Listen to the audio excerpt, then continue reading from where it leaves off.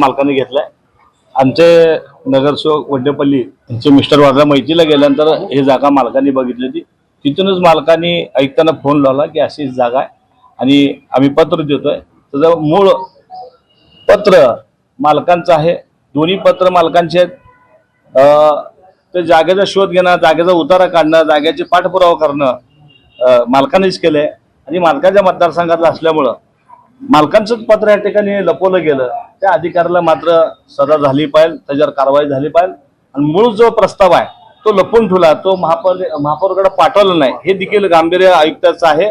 तर वास्तविक आता हे सगळं प्रकरण बघितलं तर हा जो प्रस्ताव झालाय महापौरच्या सांगण्यावरनं तो विखंडित करावा आणि नवीन प्रस्ताव दाखल करून जर त्यांच्याकडे बहुमत असं वाटत असेल तर आणखी एकदा प्रस्ताव आणून कुणाचं बहुमत आहे त्या ठिकाणी दाखवून देऊ आणि ते प्रस्ताव मंजूर करू आणि वडगी मठाला आणि मालकांचा जो मागणी आहे ती या ठिकाणी मागणी मान्य झाली।